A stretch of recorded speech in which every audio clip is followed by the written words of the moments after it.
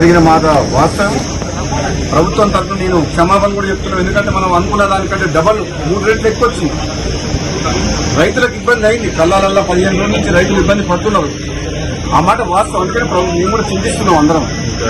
Definite గా రైతుల కోసం ఈ ప్రభుత్వం ఎప్పుడు కూడా రాత్రి కష్టపడి రైతులకు అన్ని రకాలుగా సపోర్ట్ గా ఉండాలన్న ఉద్దేశంతో పనిచేస్తుంది. కాబట్టి రాబోయే 10 రోజుల్లో కంప్లీట్ గా ధాన్యం సేకరణ కంప్లీట్ చేస్తామని చెప్పి నేను కూడా మాటిస్తున్నా.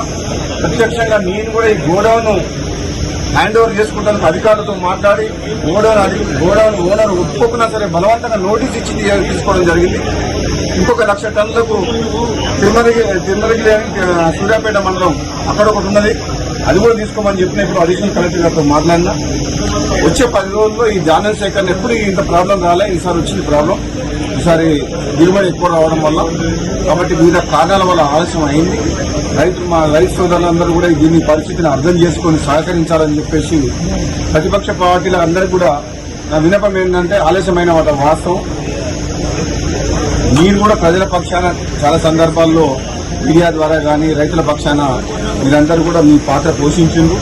ప్రభుత్వం కూడా అన్ని రకాలుగా మీరు చేసిన పోరాటాన్ని కావచ్చు, ఈ ప్రజల పక్షాన మాట్లాడడం కానీ రైతుల పక్షాన్ని దాన్ని పాజిటివ్ గానే తీసుకుంటున్న నెగిటివ్ యాంగిల్లో రాజకీయ కోణంలో రాజకీయం చేయదలుచుకోలేదు. ఎందుకంటే ఇది రైతుల సమస్య.